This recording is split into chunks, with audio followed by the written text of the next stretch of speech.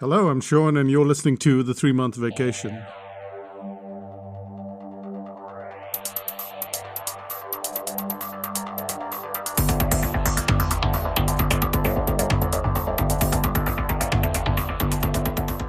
I was chatting with a client, and he told me that he needed to improve his drawing. I always draw stick figures, he said to me, and somehow I need to improve these drawings.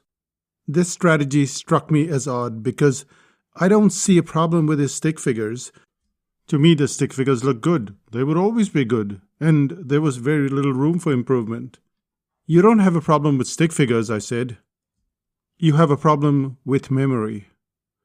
My comment confused him because he was talking about drawing and learning to draw, but I was referring to a lack of memory. What is a lack of memory? Imagine you're great at cooking Italian food and I ask you to make a bowl of simple Indian-style lemon rice. What's the first thing you'll do? You'd be likely to ask for a recipe. And then you'd glance over the steps and you'd proceed to follow them. Whether we get a great result or not is immaterial. However, we have achieved a dish that was not conceivable just a little while ago. Before you had the recipe, you had no idea that you needed to do this or that or how to go about things. Hence, we could say that you have a lack of memory. All the information, all the steps, everything that was needed to make that Indian-style lemon rice, that did not exist. So you have no memory of it. We confuse memory with the concept of talent. We seem to fall back on the idea that we're not talented, and we never consider a lack of memory. We seem to suggest that others can do things that we can't, but instead, we have a problem. We have an empty database. Without adding to that database bit by bit, we can't build memory, and when we have no memory, we can't access that memory, and so we end up with the equivalent of stick figures.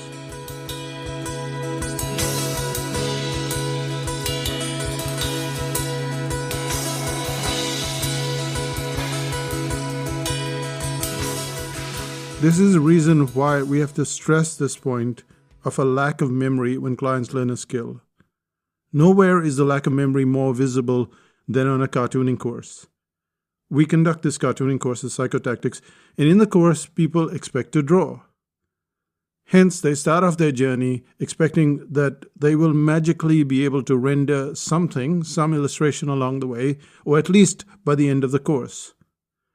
However, the problem with drawing is the same as with all learning, and that is that you don't have a memory. You think you know what a tree looks like, but when you look outside, it's remarkably different. You think you know the color of the bark of a tree, and no, it's not the shade of brown that you've been coloring all these years. Trees don't look like that at all. The bark doesn't look like that at all. Look outside, and you will suddenly see that you have no memory of that color information, how the leaves sprout out. You have no memory of those things in your head, which is why you end up drawing or writing or dancing or doing any activity, because there is nothing in that database that you can call upon and then use for your current purposes. So if we get back to the example of the cartooning course, practicing the stick figures that you already know doesn't help. Most people stop drawing when they're 6 years old and they're still in school. Often, those stick figures are the only memory they have. It's also the reason why we draw like 6-year-olds. To improve your memory, you have to reference something. If you look at the most celebrated artists' work, they are not necessarily drawing from memory.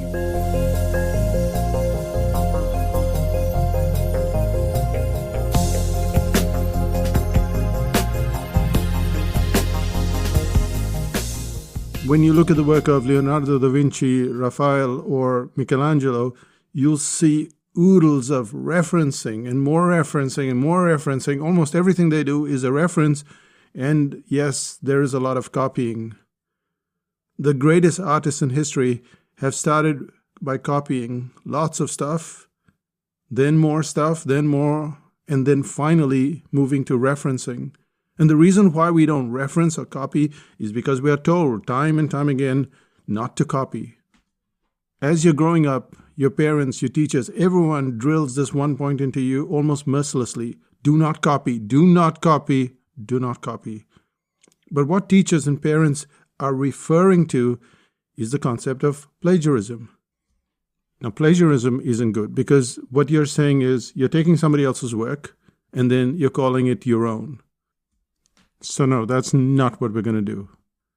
But copying, that's the fastest way. That's what you did when you were a kid. You traced, you copied, and that sped up everything. That's how you learn how to speak, how to write, how to draw, how to fix a car if you need to fix a car. And when you go through the stages of copying and referencing, then you're starting to build a memory of a situation. You're starting to build that database.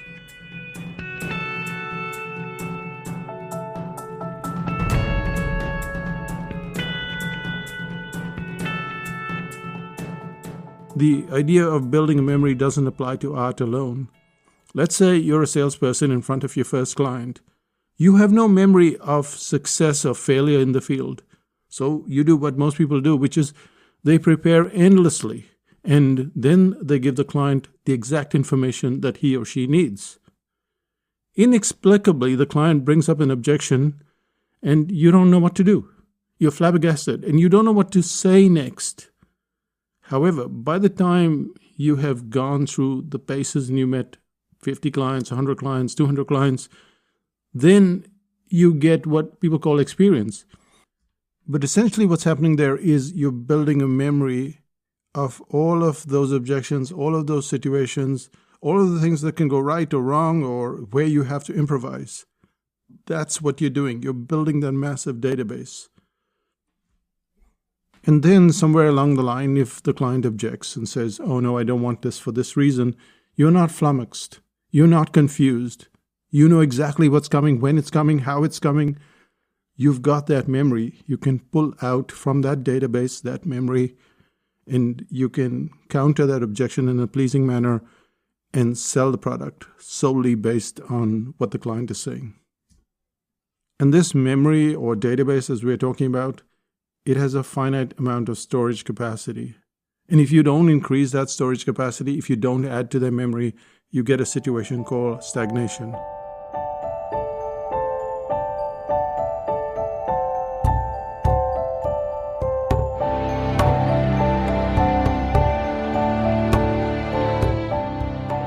If someone does a cartooning course, they reach a point of skill.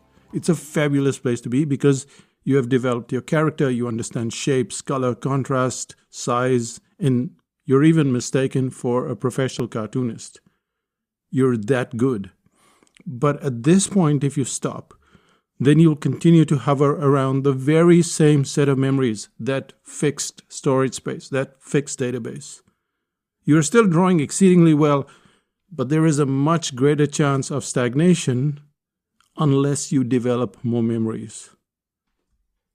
And especially in the field of drawing where other people can't draw, they tell you, wow, you're outstanding, but you've stagnated. Your reference point cannot budge, will not budge, because you're not adding to those memories. And it's at this point in time that the doubts seem to creep in. We think, well, maybe other people are more talented than we are. And that's true. There are people who are more talented than you are, but among the millions of people in your field, only a tiny percentage, possibly fewer than 1%, would have been skilled from a very early age.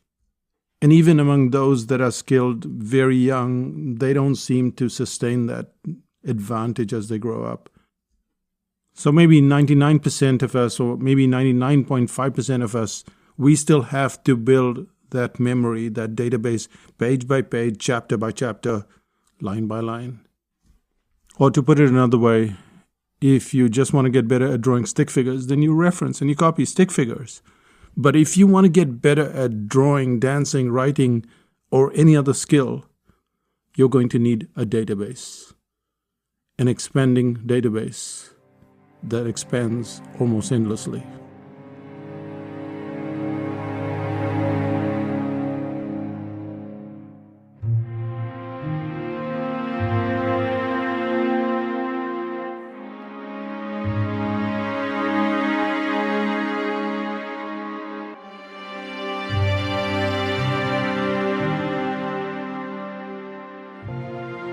What's the one thing that we can take from today's episode?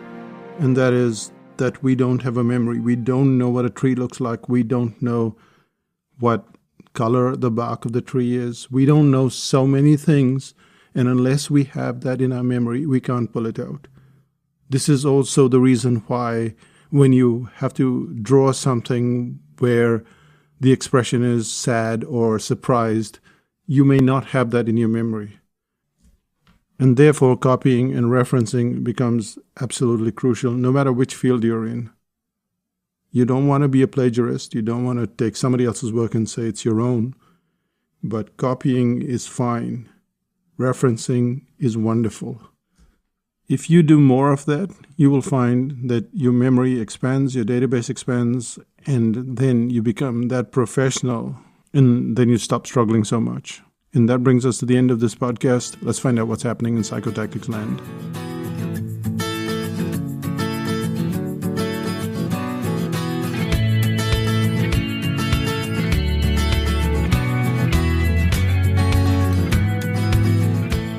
On the 17th of November, we're going to have a sale of the course, which is called Pre-Sale.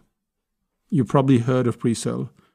But there is a reason why the psychotactics courses, the workshops, and all of the products sell so quickly. And that is because we don't trust the sales page. You have to know how to write a sales page.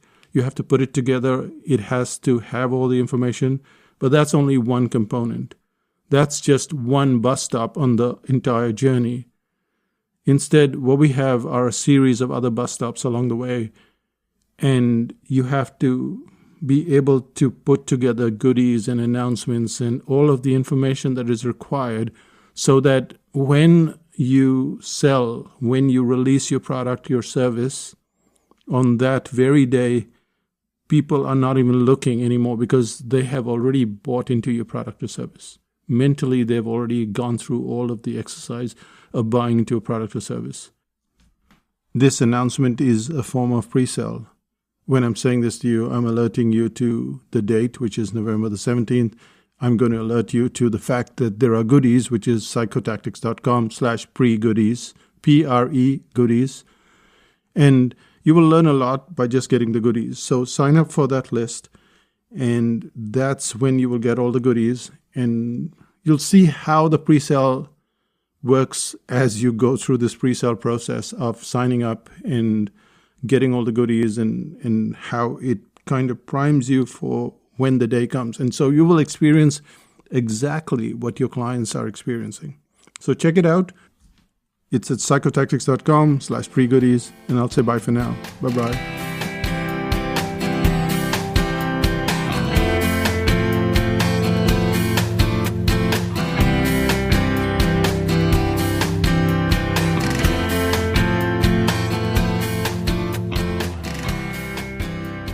Still listening? If you're wondering how I came upon this idea of memories, well, I was listening to Malcolm Gladwell interviewing the singer-songwriter Paul Simon. And Gladwell has released a book on Paul Simon. It's an audiobook. And in one of the chapters, Gladwell just marvels at Paul Simon's memories and how they go back to where he was born and how he grew up in that neighborhood and the kind of music that they played and how all of those memories played a role in making him the singer-songwriter that he is today. In effect, Paul Simon was creating a database, and that database has gone on for the past 50, 60 years that he's been playing. And every part of that database can be accessed. And this is what a lot of people do, by the way. When you look at a famous author and they say, oh, I don't use an outline, I just write from my head. Well, essentially, they have a structure. They didn't always write from their head. They didn't have that structure, then they got a structure. They have a memory of that structure, and they can just pull from that database. And that's what we're doing as well. When I speak right now, I'm not reaching for words. I have that database. I have that memory of the language that I'm speaking. And so I don't have to work so hard at it. And this is the beauty of memory. You add to it like vocabulary, you add to that database, And anyway, I've been going on for too long, so I'll say bye for now. And we'll see you in 5000 BC. Just remember, again, it's at psychotactics.com/pre-goodies. That's where you're getting the goodies for the pre-sale course. Bye-bye.